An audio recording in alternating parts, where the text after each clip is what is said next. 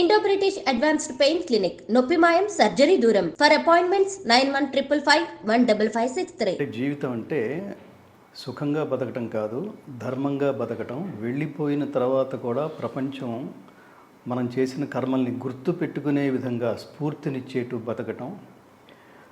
ఎంటర్టైనింగ్గా బతకటం కాదు, ఎన్లైటనింగ్గా బతకటం అని ప్రపంచానికి తను ఆచరించి చెప్పిన మహాత్ముడు, దైవం శ్రీరాముడు పుట్టిన భూమిలో మనం పుట్టాం. మామూలుగా సినిమా ఆర్టిస్టులు, సినిమా హీరోలు కొన్ని సందర్భాల్లో చెప్తుంటారు చూడండి, ఎన్టీ రామారావు గారు ఇదే స్క్రీన్ మీద దానవీర సూరకర్ణ చూశాను, శ్రీకృష్ణ పాండవయ్యని చూశాను, మాయాబజార్ చూశాను, అదే స్క్రీన్ మీద నేను కనిపిస్తున్నప్పుడు నేను పొందిన ఆ కంపారిజన్లో ఒక థ్రిల్ ఉంటుంది చూడండి. అట్లా ప్రతి ఒక్కడు ఈ దేశంలో పుట్టినవాడు, రాముడు ఇదే భూమి మీద నడయాడాడు. అవును. అలాగే ప్రపంచం అంటే మనకి ఆ హిబ్రూలు కానీ ఇతర సంస్కృతి కానీ దేవుడు లేడు, ఒక్కటే జీవితం, వాడు దేవుడు ఒకవేళ ఉన్నా ఎక్కడో కూర్చుంటాడు, వాడికి మనకేం సంబంధం లేదు, వాడి సుఖం వాడు చూసుకుంటూ ఉంటాడు. అందుకని మనం ఈ జన్మ ఎత్తింది మన సుఖం మనం చూసుకోవడానికి. అందుకని ఎవడో ఆలోచించకండి, దొరికినట్టు ఎంజాయ్ చేసేయండి ప్రతి వస్తు విశేషాన్ని అని అనుకున్న శకం. ఈ మనం చేసిన పాపాలన్నిటికీ శిక్షలని క్రిస్టియానిటీ, అట్లా ఆ తర్వాత జైనులని, ఆ తర్వాత ఇస్లాం అని రకరకాల మార్గాలు, రకరకాల అన్వేషణలు కొనసాగించిన నేపథ్యంలో ఏది తెలుసుకున్న తర్వాత కొన్ని లక్షల కిలోమీటర్ల దగ్గరకు కూడా ఇతర మతాల ఐడియాలజీ రాలేదో అది శ్రీకృష్ణ పరమాత్మ అర్జునుని నిమిత్తంగా చేసుకుని ప్రపంచ మానవాళి రాతని మార్చడం కోసం ఉపదేశించిన గీత ప్రపంచానికి పంచబడింది. అలాంటి జగద్గురువైన శ్రీకృష్ణ పరమాత్మ పుట్టిన ఈ భూమి మీద మనము పుట్టినందుకు గర్వపడదాం. ఈ రెండింటితో పాటు ఇద్దరినీ కని జీవితం అంటే ఏదో నువ్వు వచ్చి వెళ్ళిపోవడం కాదు, నీకెవరో తల్లిదండ్రులు ఉండుంటారు, వాళ్ళ తల్లిదండ్రులు ఉండుంటారు, మీకేదో వంశం ఉండుంటుంది. ఆ వంశ ప్రతిష్టని ప్రపంచానికి చాటి చెప్పిన మహానుభావుడు ఎవరో ఉండుంటాడు. అది నీకు బాధ్యత కావాలి. దానికి నా పితృదేవతల ఆశీర్వాదం నాకు లభించేట్టుగా నేనేదో something I have to give back to the society, to family. ఒకవేళ లేకపోతే నీ వంశంలో నీ ముత్తాత ఎవరో చెప్పండి అంటే బొరగొక్కుంటున్నావు అనుకో, ముత్తాత ఏమీ చేయకుండా వెళ్ళిపోయాడు అనమాట. అంతేగా ఏదో చేసుంటే గుర్తుపెట్టుకునేవాడివిగా నువ్వు. అంటే నీ ముత్తాతకి నీ వంశంలో చెప్పుకునేవాడు ఎవడూ లేకపోతే ఇక ఇప్పుడు ఆ బాధ్యత నీ మీద ఉందన్నమాట. ఆల్రెడీ చేసిన వాడు ఉంటే దానికి 10 times చేయాల్సిన బాధ్యత ఉంది. శ్రీరామచంద్రుడిలాగా నువ్వు మామూలు వాడు కాదు, భగీరథుడి వంశంలో పుట్టినవాడివి అని భగీరథుడు వృత్తాంతం చెప్తే, శ్రీరామచంద్రుడు విశ్వామిత్రుడు చెప్తే, శ్రీరామచంద్రుడు ఆ గంగా స్నానం చేసి చాలా థ్రిల్ అయిపోయి నా మీద చాలా బాధ్యత ఉందన్నమాట. అందుకని చెప్పాలి, తల్లిదండ్రులు బిడ్డలతో ఎందుకు టైం స్పెండ్ చేయాలంటే ఎందుకని మహానుభావులు గురించి చెప్తే, నేను ఈ దేశంలో పుట్టానా, ఈ వంశంలో పుట్టానా, నా గురువు ఈయన, వీళ్ళ ఆశీస్సులు మనకు ఎప్పుడైనా దొరుకుతాయా. నేను అదే లక్ష్యంతో వచ్చాగా హైదరాబాద్. అవును. నేను నారాయణ రెడ్డి గారిని చూడడానికి హైదరాబాద్ వచ్చాను. ఘంటసాల గారికి నేను ఒక వీర ఫాలోవర్ని, అభిమాని కాదు, భక్తుడిని. సో అందుకని అందరికీ చెప్తుంటాను, రాముని తలుచుకో, కృష్ణుని తలుచుకో, భారతమాతను తలుచుకోవడంతో ఆపేయకు, ఎంతో కొంత ఒరే నువ్వు నా దేశంలోనే పుట్టావరా అని ఆవిడ అనుకునేట్టుగా ఏదో doing something good to the people before you leave this earth అని చెప్తా. ఇక్కడ ఇది వాదం అని అనుకోకపోతే, వితండవాదం అని అసలు అనుకోకపోతే తమరు అనుమతిస్తే ఒక ప్రశ్నతో మొదలు పెడతాను. భగవద్గీత బోధన జరిగి 5000 సంవత్సరాల క్రితం జరిగిన ఆ సమయంలో, ఆ కాలంలో ఇతర ప్రభావాలు ఏవీ లేవు కాబట్టి ఇతర జీవన విధానాలతో పోల్చుకునే ఆస్కారం కానీ అవకాశం లేకపోయింది. కానీ నేటి రోజుల్లో మనది గొప్ప అని చెప్పుకునే క్రమంలో ఇతరులని విమర్శించకుండా మనం ముందుకు వెళ్ళలేకపోతున్నాం అన్నది వాస్తవమా కాదా?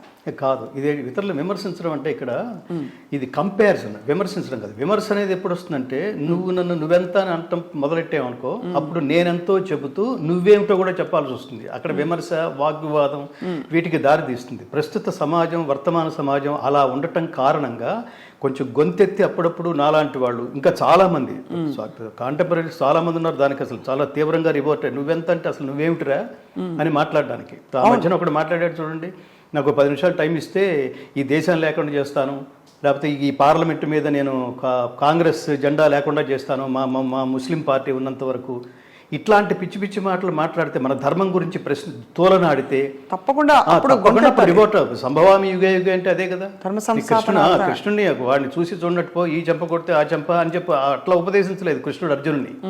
ఏసైమన్నాడు వాడిని. ఎందుకు ఏసైమంటే హత్వైతాం ఆతతాయిన అన్నాడు. వాడు పరమ దుర్మార్గుడు. వాడు దుర్మార్గుడు అయితే ఏం చేయాలి అని అడిగాడు అర్జునుడు. దుర్మార్గుడు అయితే డిస్కస్ చేయకుండా చంపేయి అన్నాడు. ఇదే ధర్మం అన్నాడు కృష్ణుడు. ఇదే ధర్మం, ఇదే ధర్మం. ఆతతాయి అంటే ఎవరంటే మనవాడైనా పగవాడైనా ఎవడైనా. ఇంకా వాడు మనవాడైతే ఏమిటి, మనవాడైతే ఏమిటి, నేను చంపేయడానికి వస్తున్నాడు. ఆతతాయి అంటే అదే, నీ కుమారుడే. ఉదాహరణకి నీ కుమారుడే, వాడు చాలా బాలుడు, లేదా వాడు ఎదిగిన అతి దుర్మార్గుడు, వాడి కుమారుడైతే ఏమిటి, వాడిని చంపేయడానికి వస్తున్నాడు. అప్పుడు ప్రాణరక్షణ కోసం వాడు వద్దు వద్దు వద్దు అని చెప్తున్నాం. తర్వాత లేపే.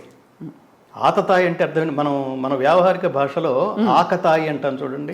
దాని భగవద్గీత హత్వైతాం ఆతతాయినః. వాడు అంటే దుర్యోధనుడు, వాడు పరమ దుర్మార్గుడు. మనం చంపితే పాపం వస్తుందని అనుకుంటున్నాం కదా. చంపితే పాపం వస్తుందని తెలిసినా కూడా పాపానికి ఒడిగట్టిన వాడు అతి కిరాతకుడు అని అర్థం.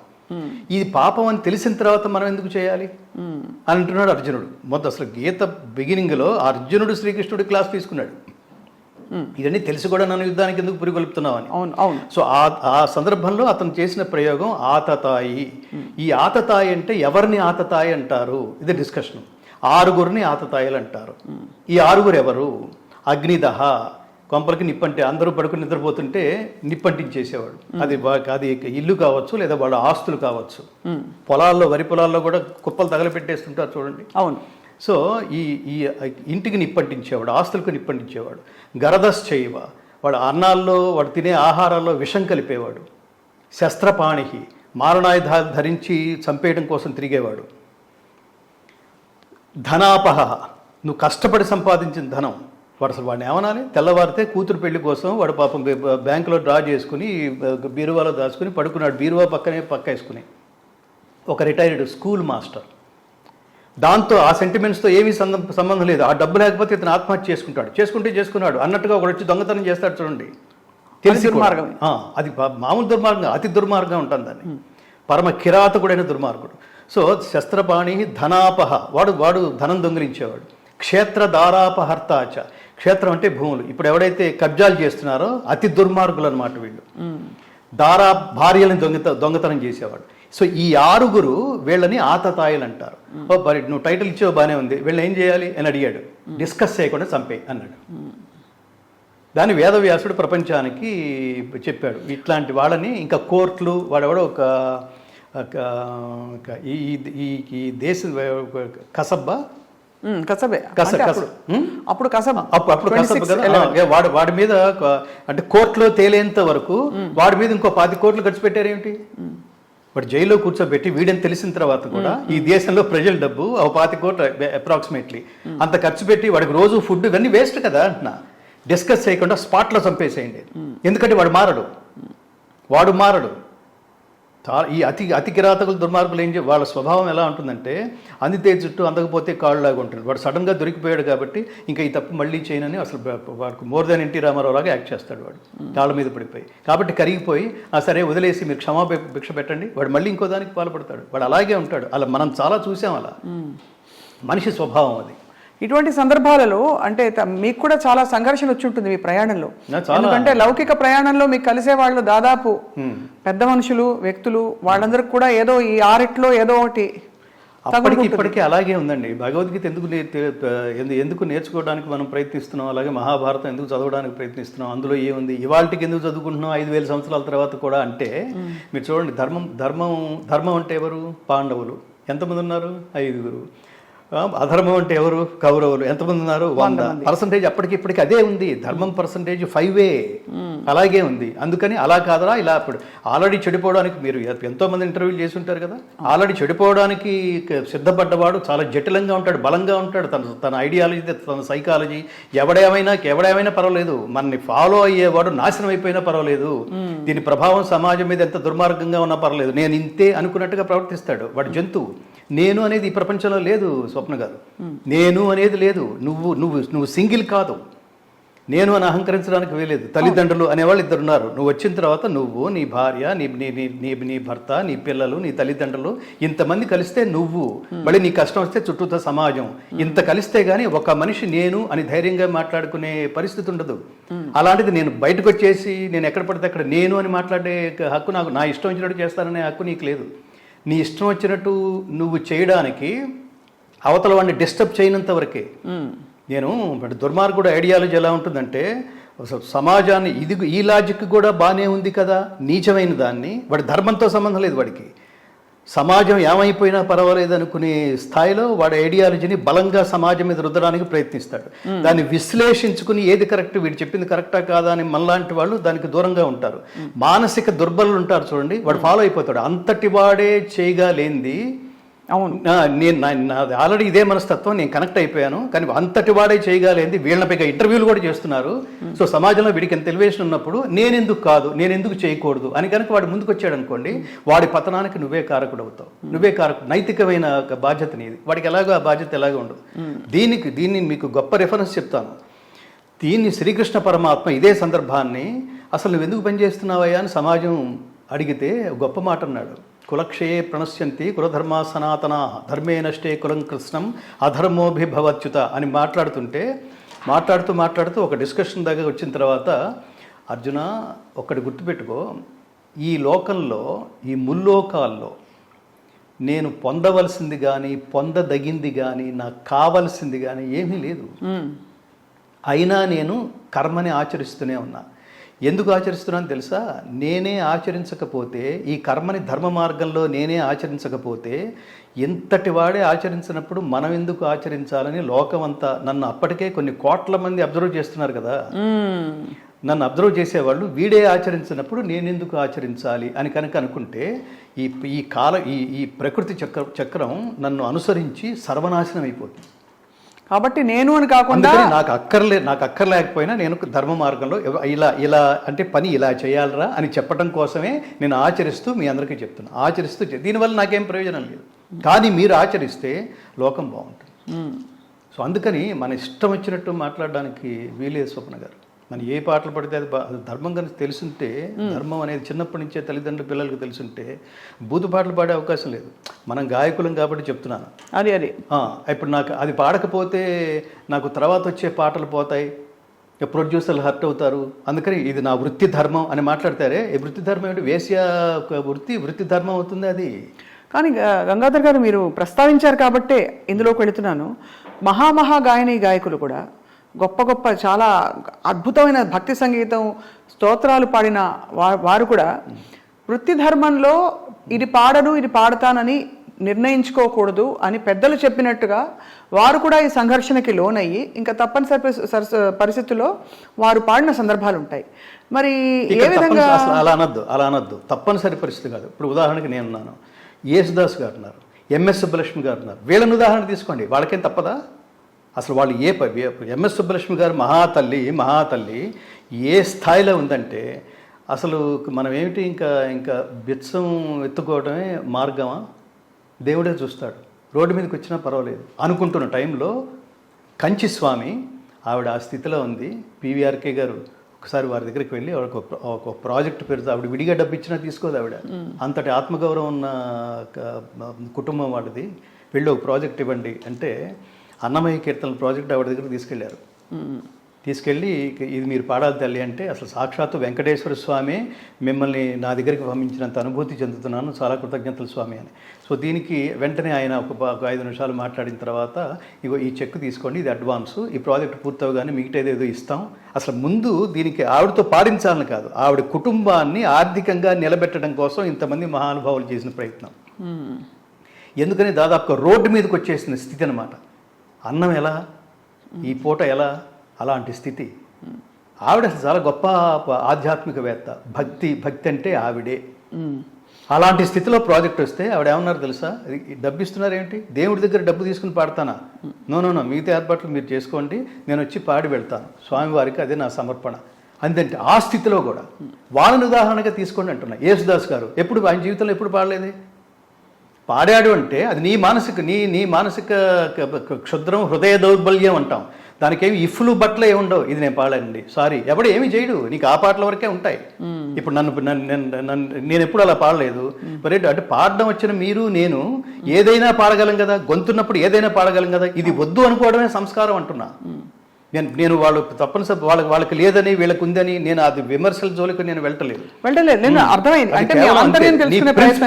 మీ ప్రిన్సిపల్ అది అంతే, దట్స్ ఆల్. నేను ఒక రికార్డింగ్కి వెళ్ళాను. రికార్డింగ్కి వెళ్తే అందులో నీ లుక్స్ మారుస్తా, నీ సెక్స్ మారుస్తా అనేదో లిరిక్ ఏదో ఉంది. ఉంటే అది నేను థియేటర్కి వెళ్ళాను, లిరిక్ చూస్తే ఆ లైన్ కనపడింది. నేను ఇది పాడలేనండి, క్షమించండి అన్నా. శాస్త్రి గారు, అదేం దోషం కాదు, మనకి అప్లికేషన్లో సెక్స్ అనే ఉంటుంది కదా, అక్కడ మేలో ఫిమేలో రాస్తున్నాం కదా, ఇక్కడ కూడా అంతే, అదే ఉద్దేశంతో తప్ప ద్వందార్థంతో రాయలేదు. దీని సందర్భం ఏంటంటే హీరో ఆడదాని వేషం వేసుకుని తిరుగుతున్నాడు. ఆ విషయం గమనించిన హీరో ఫ్రెండ్స్, ఒరే నువ్వేనని మాకు అర్థమైపోయింది లేరా, నిన్ను మారుస్తాం అని చెప్పే సందర్భంలో ఇదన్నారు. అసలు నా నోట్లోంచి ఆ పదం అంతా. ఆ పాట పాడడం వల్ల ఆ రోజు నాకు 45,000 వస్తాయి. మరి అదేంటది, ఎందుకని? స్వామి క్షమించాలి, నేను వితండవాదం మీతో పెట్టుకోను, మీరే జర్నలిస్ట్, చాలా సీనియర్. ఇక్కడ ఇప్పుడు మీ ఈ డాక్యుమెంటరీ ఇప్పుడు చూసినప్పుడు అసలు కళ్ళు చెమర్చి ఆనందంతో పాటు అయ్యో ఇంత పెద్ద యజ్ఞంలో నేను భాగం కాలేననే ఒక బాధ కూడా కలిగింది, ఆవేదన కలిగింది. అంత అద్భుతంగా ఉంది. మీరు చాలా గొప్ప యజ్ఞం చేశారు. అయితే ఇందులో ఎస్ జానకమ్మ గారి ఆశీస్సులు మీరు తీసుకున్నారు. ఈ పాట, ఇలాంటి పాటలు వారు చాలా పాడారు. మరి మీకు వ్యక్తిగతంగా సంఘర్షణ కలగదా స్వామి? ఎందుకంటే ఎస్పి బాలసుబ్రహ్మణ్యం గారు మహానుభావులు, ఏ శైవ క్షేత్రానికి వెళ్ళినా, ఏ పుణ్యక్షేత్రానికి వెళ్ళినా కూడా వారి పాట లేనిదే అసలు ఏది అక్కడ మారుమోగదు. అటువంటి మహానుభావులు ఎన్నో సందర్భాన్ని బట్టి, అది భక్తి కోసం కూడా కాదు, పాడారు ఇలాంటి పాటలు. మరి వాడిని ఎందుకంటే అన్నమయ్య అంటారు స్వామి, వేవేలు విధులందు వెరపేది మరపేది దైవము నమ్మినట్టి ధన్యునికిని శ్రీ వెంకటేశ్వరుండు చిత్తములోనున్నవాడు ఈవలేది ఆవలేది ఇతని దాసునికిని తెలిసితే మోక్షము తెలియకున్న బంధము. మనస్ఫూర్తిగా శుభాక. ఇంతకంటే ఆ గొంతుకి ఇంతకంటే నేను గొప్ప గిఫ్ట్ ఇంకోటి ఉంటుందని నేను భావించాను స్వామి. నేను ఇది నిజంగా ధర్మంలో కోర్గా ఉండేది మోక్ష స్థితి. ఆ మోక్షం అంటే ఏమిటో నిజంగా తెలుసుకునే క్రమంలో అడిగిన ప్రశ్న తప్ప ఏ విధమైన పిడివాదంతో అహంకారంతో కాదు. తమరి అమూల్యమైన, ఎందుకంటే మీరు ఇంత యజ్ఞం మీ జీవితాన్ని త్యాగం చేసి, ఫిల్మ్ జర్నలిస్ట్ అంటే అసలు అందరికీ తెలుసు ఎంత పాపులర్ ప్రొఫెషన్ అది. మీరు తలుచుకుంటే వాళ్ళ ఒక ఫిల్మ్ ప్రొడ్యూసర్ అయిపోయి ఇంకా ఏంటేంటో చేసేసి ఉండొచ్చు. అది కాదు అని ఇది ఎంచుకున్నప్పుడు, మీరు ఈ మార్గంలోకి వచ్చినప్పుడు స్వామి, మీకు ఇంత నిర్దిష్టమైన అనుభవపూర్వక అభిప్రాయాలు ఏర్పడినప్పుడు ఇది తెలుసుకునే ప్రయత్నంగానే అడిగాను నేను. మనం ఏ విధంగా అంటే ప్రపంచంలో చుట్టూ చూస్తే ఎక్కడో అక్కడ ప్రతి చోట ప్రతి వారి జీవితంలో అది భుక్తి కోసమో ముక్తి కోసమో తెలియకో అక్కర్లేకో కావాలనో అనేక రకాలవి జరుగుతున్నాయి. ఇటువంటి ప్రయాణంలో మనం అందరం భగవద్బంధువులు అనే ఒక అంతర్మథనంతో మనం ఎలా కలిసి ప్రయాణించవచ్చో తమరి నోట వినాలనుంది స్వామి. ఇప్పుడు కలియుగంలో ధర్మం కలియుగే ప్రథమ పాదంలో నడుస్తోంది. ఈ ప్రథమ పాదంలో కూడా కుంటుకుంటూ అదేవిధంగా ఒంటి పాదంతోనే నడుస్తోంది. ఈ ధర్మ మార్గంలో మీరు వెళ్తున్నప్పుడు ఎదురయ్యే దారుణమైన సంఘటనలన్నీ పరీక్షలుగా భావిస్తేనే మీరు చిట్ట చివరి ఒక క్యారెక్టర్తో నిలబడతారు. ఇది గుర్తుపెట్టుకోండి. ఇందులో ఇఫ్స్ బట్స్ ఏముండవు. నేను ఈ మార్గంలో వెళితే నాకు 10,000 వస్తాయి, ఈ మార్గంలో వెళితే 10 కోట్లు వస్తాయి అనుకోండి. That shows your character. నాకు 10,000 చాలు అనుకుంటే that is the character, that is your character. ఆ మార్గంలో ఉన్నప్పుడు నేను ఘంటసాల గారికి వీరాభిమాన్ని కదా. ఇది ఆ అభిమాని అయ్యుండి నేను వేదికల మీద ఆయన పాటలు అన్నీ పాడుతూ లేలే నారాజా నేను ఎప్పుడు పాడేవాడిని కాదు. అది ఏమిటి అంటే అది తల్లిదండ్రులు పంచిన సంస్కారం. అది సినిమాలో సందర్భం కోసం ఆయన పాడి ఉండొచ్చు. ఈ సందర్భాన్ని మళ్ళీ స్టేజీ మీద నేను మళ్ళీ దాన్ని పాపులర్ చేయాల్సిన అవసరం లేదు అనుకుంటూ ఉండేవాడిని. అదేంటంటే అది జీవలక్షణం, దీని సంస్కారం అంటారు. దీని సంస్కారం అంటారు. నేను మిమ్మల్ని అంటే సంబడీస్ని చూసి నేను కూడా ఇలాంటివి పాడితే పాపులర్ అవుతాను, దీన్ని దాని ధర్మం అనరు. ధర్మం తప్పావు అంతే, అది అక్కర్లేదు అనుకున్నావు అంతే. దీని మీద మనం అసలు దీర్ఘమైన చర్చ వద్దు. కానీ అది అది అది అది ఆ వ్యక్తిగతమైన అభిప్రాయంతో వ్యక్తిగతమైన మార్గంలోకి వెళ్తూ సింగర్స్ అంటే అన్నీ పాడాలి కదా అంటే ఇంకా అసలు దాని మీద మనం గంటల తరబడి చర్చ చేయొచ్చు. నేను అందుకని మీకు ఉదాహరణ చెప్పింది. ఎంఎస్ సుబ్బలక్ష్మి అలా అనుకోలేదు. నాకు ఆవిడ ఆదర్శం. నేను ఘంటసాల గారు పాడే అనేక పాటల్లో నేను అసలు హైదరాబాద్ వచ్చింది నా జీవితంలో నేను ముగ్గురిని చూద్దాం అనుకున్నానండి. అది కుదరలేదు. అది మొదటి మహానుభావుడు ఘంటసాల గారు. ఘంటసాల గారి మీద నాకు అభిప్రాయం ఏర్పడే సమయానికి బాలసుబ్రహ్మణ్యం ఆయన పాటలు ఉధృతంగా అసలు సమాజంలో నాకు వినిపిస్తున్నవి అవి. నేను 10th క్లాస్ ఇంటర్మీడియట్కి వచ్చే టైంకే అసలు విపరీతంగా చిరంజీవి గారు ఇవి ఆ డ్యాన్స్ పాటలు కదిపే పాటలు అప్పటికి నా చెవిని పడలా, కుదిపే పాటలు ఎక్కువ పడ్డాయి. కానీ ఆ మాయలో వెళ్ళొచ్చు కదా, మనం ఏది వింటున్నామో దాని ప్రభావం ఉండాలి కదా. అలా లేదు అంటే ఇక్కడే కర్మ సిద్ధాంతం అంటున్నాను. అదేదో ప్రపంచంలో 10 మంది అటువైపుకి వెళ్ళిపోతున్నారు, ఆ డ్యాన్స్ వైపుకి. నాకు వెళ్ళాలనిపించట్లేదు. ఎందుకు అనిపించట్లేదంటే అది నీ జీవలక్షణం. అది అంటే నువ్వు ఎప్పుడో చేసుకున్న కర్మఫలం వల్ల నేను ఇప్పుడు ఒక ఇన్సిడెంట్ చెప్తుంటాను. ఈ పాట రాసిన ఈ కావ్యఖండిక రాసిన మహాత్ముడి దగ్గరికి నేను వెళ్ళాలి. ఈ కావ్యఖండికని అత్యద్భుతంగా అభినయించిన మహానుభావుడి ఆశీస్సులు పొందాలి. ఆ మహానుభావుడి పేరు అక్కినేని నాగేశ్వరరావు గారు. ఈ మహానుభావుడి పేరు డాక్టర్ సి నారాయణ రెడ్డి గారు. పాడిన మహానుభావుని చూడాలి. ఆయన అప్పటికే వెళ్ళిపోయాడు. నేను ఘంటసాల గారు వెళ్ళిపోయే సమయానికి నా వయసు 7 ఏళ్ళు. భక్త తుకారం సినిమా చూస్తున్నా థియేటర్లో. పూజకు వేళాయరా రంగ పూజకు వేళాయరా ఆవిడ అంగాంగ ప్రదర్శనతో అభినయిస్తోంది. తుకారం అలా చూస్తున్నాడు. కిటికీ దగ్గర ఊళ్ళో వాళ్ళందరూ చేరారు. వీడి బతుకు ఇదనమాట, వేశ్యావాటికలో చేసే డ్యాన్స్ని ఎంజాయ్ చేసే క్యారెక్టర్ అన్నమాట వీడిది అని విలన్ ఇదంతా ప్లాన్ చేశాడు. ఈ సీన్ అంతా వాళ్ళు అక్కడికి వచ్చి చూస్తున్నారు. పాట అంతా పూర్తవగానే ఇతని స్పందన భిన్నంగా ఉంటుందని ఆ కిటికీ దగ్గర ఉన్న వాళ్ళందరూ పాట పూర్తవగానే ఇతను అన్నాడు, వేశ్యని తల్లి అనే సంబోధనకే ముందు పడిపోయింది. ఇంత మహాద్భుతమైన అందగత్తె కడుపున నేను బిడ్డగా ఎందుకు జన్మించలేకపోయానమ్మా అని బాధపడుతున్నాను. నువ్వు అందగత్తెవే కాదు, మహానాట్యగత్తెవి. నీ కడుపున నేను ఎందుకు బిడ్డలాగా జన్మించలేకపోయాను? నీ ఒళ్ళో పడుకుని నీ ప్రేమను చూరగొనే బిడ్డగా నాకెందుకు పరమాత్మ నాకెందుకు జన్మనివ్వలేదన్నాడు. అసలు ఏం సంస్కారం అది? చూసి అది విని అప్పుడప్పుడే నేను ఇంటర్మీడియట్ రోజుల్లో ఆ సంగీతానికి ఆ ఘంటసాల గారి గానానికి నేను అలాంటి గొంతు మళ్ళీ వినలేదు. మనం సంగీతాన్ని విశ్లేషించేవాళ్ళం. ఒక గాత్రం అంటే అర్థం అంటే గానం అందరూ పాడగలిగే వాళ్ళందరూ పాడతారండి. గొంతు దేవుడు ఇవ్వాలి. ఏ గొంతు ఇచ్చారో ఆ గొంతుతోనే మీరు పాడగలరు. ఇక్కడ గొంతు సరిగ్గా లేకుండా పాట అద్భుతంగా పాడేవాళ్ళు ఇండస్ట్రీలో చాలామంది ఉన్నారు. అవును, గొంతు బాగుండదు. అంటే రావాల్సినంత ఘంటసాల గారి రోజుల్లో గాత్రాలంటే అవన్నీ దబాయించి రౌండెడ్గా ఉండేవి. ఘంటసాల గారి గొంతు దబాయించి పాడరా అనేవాళ్ళు. సుశీలమ్మ అనేవారు. సుశీల్ గారు వీళ్ళిద్దరు. మిగతావన్నీ కొంత ముక్కుతో, కొంత కొండ నాలుగుతో, కొంత అవన్నీ కూడా మాధుర్యంగా, అవన్నీ నేను అంటుంటాను, అవన్నీ తేనె తాగుతున్నట్టు ఉండేవి. ఘంటసాల గారిది సుశీల్ది మాత్రమే, వాళ్ళిద్దరు గాత్రాలు మాత్రమే అమృతం తాగుతున్నట్టు ఉంటుంది. ఆ గొంతులో గమకాలు జార్చినట్టు ఉండవు, జాలువారుతున్నట్టు ఉంటాయి. ఘంటసాల గారి గాత్రంలో పవిత్రత మీరు వేరే గాత్రాల్లో ఉంటుందంటే నేను నమ్మలేను. ఆ ఘంటసాల గారి కంటే కూడా తర్వాత కాలంలో ఉన్న వాళ్ళు భక్తి పాటలు ఎక్కువ విపరీతంగా పాడేసిన వాళ్ళు ఉన్నారు. అందులో భక్తి నాకు ఎప్పుడు కనపడలేదు. ఇంత భక్తి అసలు అవి వినిపిస్తాయి అంతే. అవి ఎన్ని గుళ్ళలో మోగినా కూడా ఆల్టర్నేటివ్ లాగా పెట్టుకోవటమే అంతే. నేను చెప్తున్నాను కదా, సంగీతంగా మీ గొంతులో మీరు ఇప్పుడు పాడారు. ఒక్కొక్క గమకం ఎంత సంపూర్ణంగా అద్భుతంగా పలికారు. అది నా కాన్ఫిడెన్స్. అది అట్లా ఘంటసాల గారి గొంతులో మాధుర్యం తర్వాత నేను ఎక్కడ వినలేదు. ఘంటసాల గారి గొంతులో ఆర్ద్రత నేను తర్వాత ఎక్కడ వినలేదు. ఘంటసాల గారి గొంతులో పవిత్రత నేను ఎక్కడ వినలేదు. ఘంటసాల గారి గొంతులో పరమశాంతి నేను ఎక్కడ వినలేదు.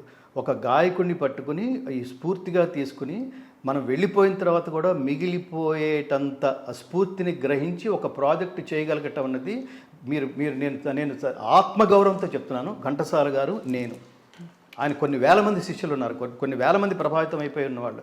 ఆయన నాకు ఇచ్చిన స్ఫూర్తిని నేను స్టేజ్ల మీద పాడుకుని క్యాష్ చేసుకోవడం కాదు, నా యావదాస్తి దానికోసం నేను చేసి ఆయన అసంపూర్ణంగా గానం చేసిన భగవద్గీతని కంప్లీట్ చేసి జస్ట్ రికార్డు కోసం కాదు స్వప్న గారు, రికార్డు కోసం కాదు, దీన్ని జనసామాన్యానికి తీసుకువెళ్ళి భగవద్గీత ప్రచారం కోసమే నా జీవితాన్ని అంకితం చేస్తాను. హరిని కీర్తించు నా నాలుక నరుని కీర్తించదు అని అన్నమయ్య ఎలా అన్నాడో అంతటి స్ఫూర్తిని ఘంటసాల గారు ఈ దేశంలో ఒకడికి ఇవ్వగలిగారు అంటే అది నేనని గర్వంగా చెప్పుకుంటా. ఆయన పాట కాకుండా ఇంకెవరి పాట అయినా కనుక నేను ఆదర్శంగా తీసుకుని ఉంటే తర్వాత కాలంలో ఏం చేయగలిగి ఉండేవాడిని నేను ఆలోచిస్తే సమాధానం 0 అని వినిపిస్తుంది నాకు. ఇంకా ఎంత గొప్ప గాయకుడైనా ఆయన్ని ఇన్స్పిరేషన్గా తీసుకుని నేను ఇప్పుడు తర్వాత ఆయన కొనసాగింపుగా ఏం చేయగలను అంటే ఒక్క సబ్జెక్ట్ లేదు స్వప్న గారు, ఒక్క సబ్జెక్ట్ లేదు వాస్తవం. అందుకని నన్ను భవదీయ దాసుని మనంబుననీయపు కింకపూని తాచిన అది నాకు మన్ననయా చెల్వగు నీ పద పల్లవంబు మత్తను పులకాగ్ర కంటక వితానము తాచిన నచ్చు నంచు నేననియద అల్కమానవు గదాయికనైన అరాళ కుంతలా అరాళ కుంతలా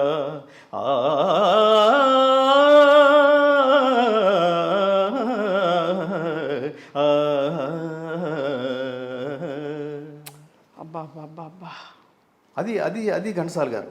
నేను భగవద్గీతలో రావడానికి ప్రధానమైన కారణం ఘంటసాల గారు ఆ గమకం యాజ్ ఇట్ ఈస్గా నాకు పడుతుందనే కాన్ఫిడెన్స్ ఉండటం వల్ల ఘంటసాల గారు పాడిన భగవద్గీతలో 108 శ్లోకాలు యథాతథంగా అలాగే పాడగలననే కాన్ఫిడెన్స్తో అది వచ్చిన తర్వాత నేను ఇందులోకి దిగాను. లేకపోతే జస్ట్ లైక్ దట్ నేను ఆత్మవిమర్శకుడిని, తర్వాత పాత్రికేయ విమర్శకుడిని, తర్వాత సంగతి. కింద కూర్చున్నప్పుడు వేదిక మీద కింద కూర్చున్నప్పుడు ఏమి ఆర్ద్రత నాకు ఇంకొక ఇన్స్పిరేషన్ ఉన్నాడు. ఘంటసాల గారి పాట నాకు ఇన్స్పిరేషన్ అయితే స్టేజీల మీద ఘంటసాల గారి పాట నేను దూరంగా కూర్చొని వింటుంటే అలాగే పాడుతున్నట్టుండేది మిత్ర గారు. అది విని నా జీవితంలో ఈయన పక్కన నిలబడి పాడగలనా, ఇందులో ఏమైనా లోపాలు ఉన్నాయా, పాట గొంతు కరెక్ట్గా ఉంది, ఎక్కడో గమకం దగ్గర ఎక్కడో తేడా వస్తుంది. నేను కింద అంటే జర్నలిస్ట్గా కూర్చున్నప్పుడు ఏది బాగుంది ఏది బాగుండేది, ఇది ఇక్కడ అవసరమా, ఇది ఇక్కడ ఇంత అంతంత గమకాలు అంటే నీ విద్వత్తును చూపించుకోవడానికి బాగానే ఉంది, కానీ అక్కడ ఇంత అవసరం లేదు కదా, ఘంటసాలే కరెక్ట్ అలా అనుకుంటూ ఊరికి బరబర వేసేస్తూ ఉంటాం. ఎందుకు అది చిన్న ఎక్స్ప్రెషన్ చాలదు.